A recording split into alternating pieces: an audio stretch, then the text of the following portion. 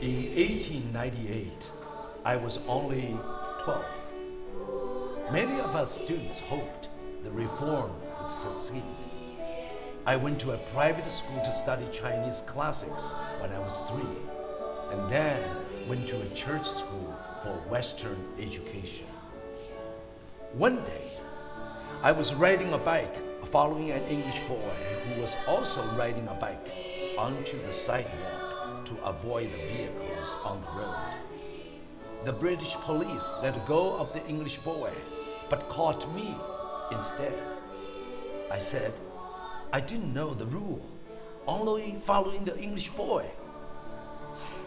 But the police still fined me.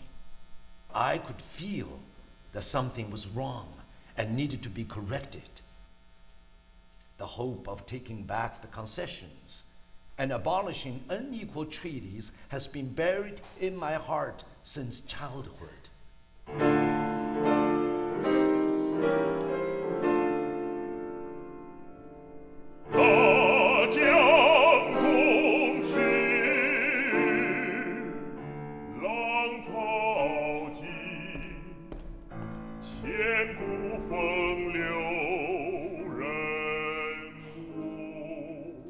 On November 11, 1918, the First World War officially ended. As a representative of China, I went to Paris for the meeting of the Allies. Among all domestic and foreign issues of China, the ownership of Shandong was the most crucial one.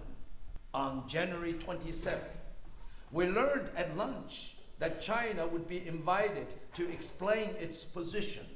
I was chosen to deliver the speech. I talked for more than a half hour, but it was one thing to make an impressive speech, yet another to receive a favorable solution. At the end of April 1919, the Council of 10 proposed a solution for the Shandong issue, approving Japan's claim, Germany's interest in Shandong. Japan got its wish. I was enraged and frustrated by the failure for all methods for seeking compromise. I made it clear that China had no choice but to refuse signing.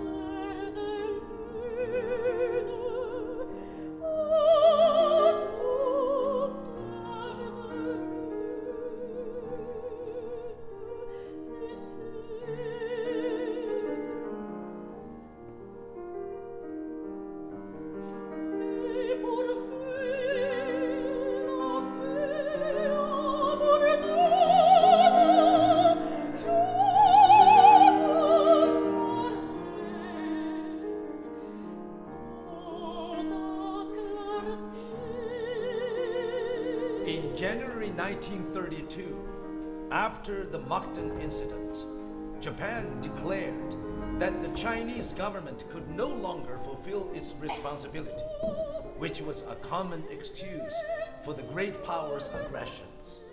The League of Nations dispatched a committee to investigate the situation in Manchuria. The head of the committee was Lord Lytton, and I was the representative of China. I was warned by the Japanese government that my safety there could not be guaranteed. Despite the danger, I still decided to go and fulfill my duties.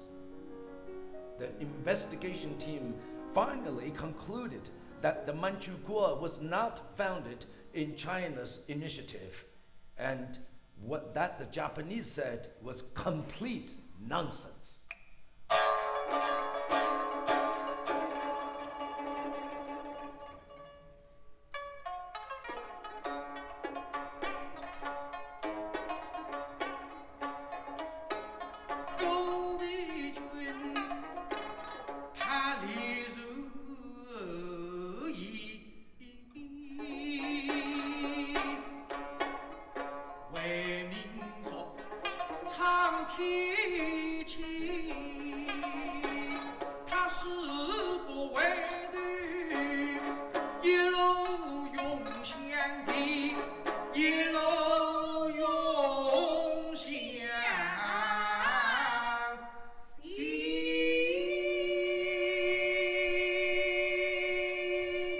On September 15th, I delivered a speech before the Assembly of the League of Nations. I condemned Japan for its behaviors that aroused worldwide dislike and disgust. The speech was well received, but it wore me out.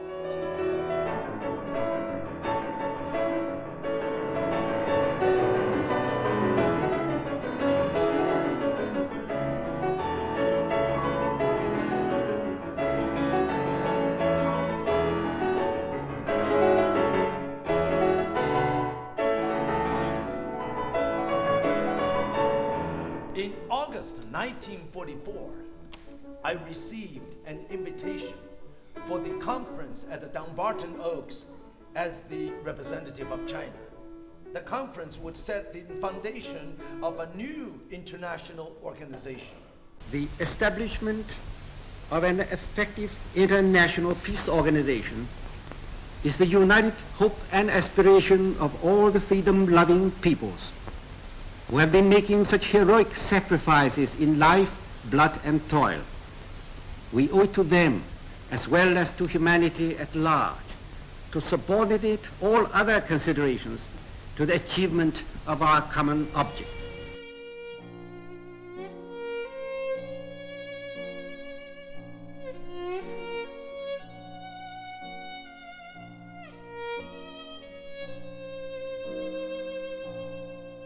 The invitations to San Francisco Conference, which was called a result of the Dumbarton Oaks Conference, including the name of China as one of the 4 sponsoring countries.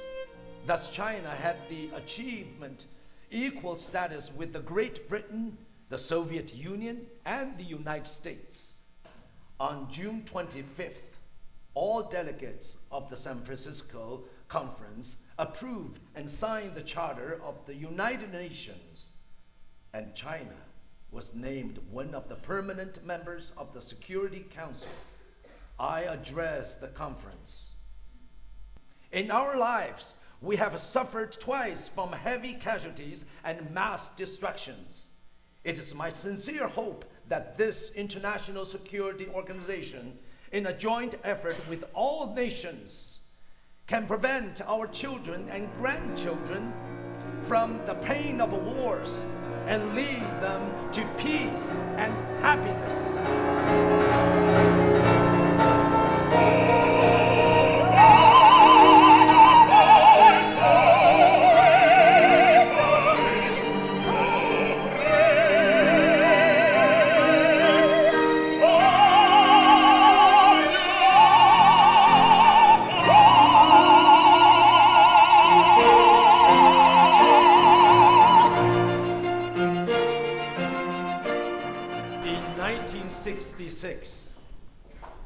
I officially resigned from the International Court of Justice, where I worked for 10 years.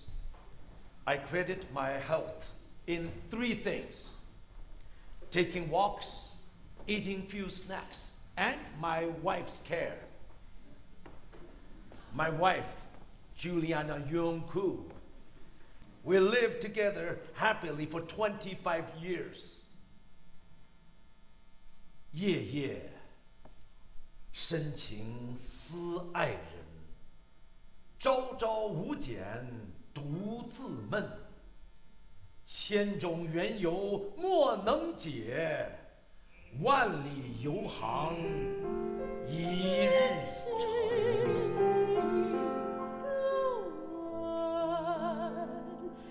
已经打动我的心。I spent most of my life abroad as a diplomat, but my heart always belonged to China.